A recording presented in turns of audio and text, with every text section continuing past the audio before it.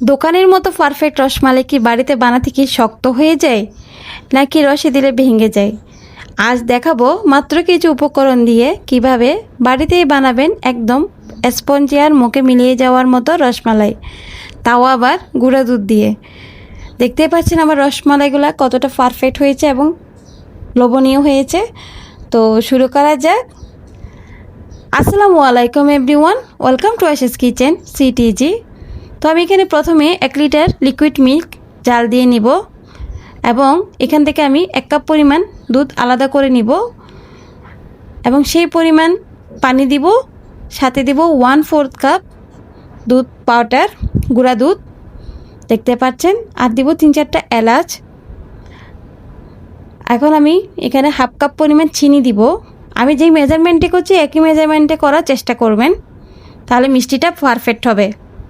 এখন এখানে আমি মিষ্টি বানানোর জন্য এখানে নিব 1 কাপ পরিমাণ গুঁড়া দুধ, আর নিব এখানে 1/2 চামচ পরিমাণ বেকিং পাউডার, আর নিব 1 টেবিল চামচ পরিমাণ ঘি। এখানে একটা বড় ডিম ভেঙে নিয়েছি, ফেটিয়ে নিয়েছি। এখন সেটা অল্প অল্প করে দিব। একদম আঠালো টাইপের হবে মাখানোটা, দেখতে পাচ্ছেন হাতে লেগে আসবে আঠালো। এটা 10 মিনিটের জন্য বা 5 মিনিটের জন্য রাখলে সেট হয়ে যাবে। এখন হাতে ঘি মেখে আমি মিষ্টিটা বানিয়ে নিব।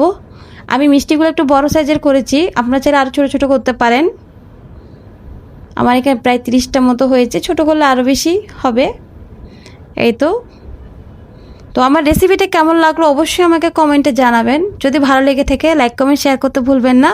তো আমি মিষ্টিগুলো সব রসের মধ্যে দিয়ে দিয়েছি, জাল করে রাখা দুধের মধ্যে দিয়ে দিয়েছি। এখন এখানে আমি 2 চামচ পরিমাণ চিনি দিয়ে একটা ক্যারামেল করে, যে 1 কাপ পরিমাণ দুধ আলাদা করে রেখেছিলাম সেটা আমি সেই মিশ্রণের সাথে মিক্স করে দিব।